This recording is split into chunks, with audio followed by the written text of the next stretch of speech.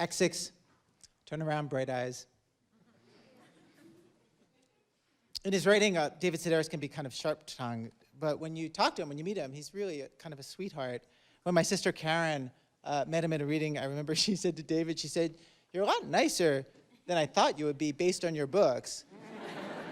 And I remember David said, "Oh, I'm not nice, just two-faced." So I'm pleased to say that tonight you're really going to see a story. You're going to see David, how he really is tonight in real life, the real guy. And the story that he's telling is about feelings that often go unexpressed, at least unexpressed at the moment they happen. Welcome David Sedaris, please.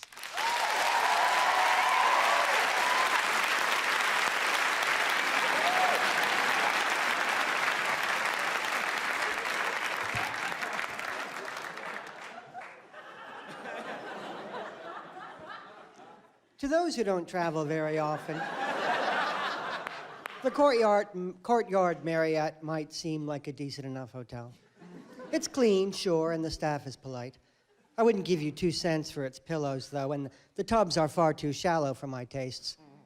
In the deserted lobby of the one I stayed at not long ago in New Hampshire, there was a coffee bar, not a Starbucks, but a place that proudly served Starbucks and sold it alongside breakfast cereals and prepackaged sandwiches.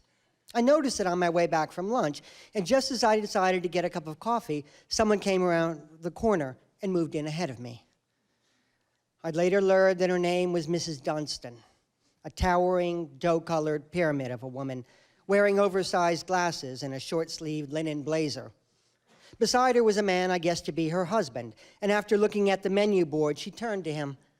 "A latte," she said. "Now, is that the thing that Barbara likes to get? The one with whipped cream? Or is that called something else?" Oh, shit, I thought. "I can do a latte with whipped cream on top," the young woman behind the counter said. She was fair and wore her shoulder-length hair pushed behind her ears. Tiny moles were scattered like buckshot across her face, which was bare but for a bit of eyeliner. "I can do them with flavors, too." "Really?" Mrs. Dunstan said. "What sorts of flavors?" In the end, she settled on caramel.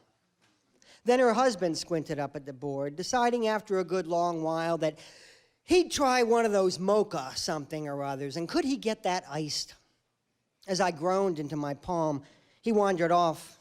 His wife, meanwhile, leaned her bulk against the counter and began her genial interrogation. "Are you from this area?" she asked.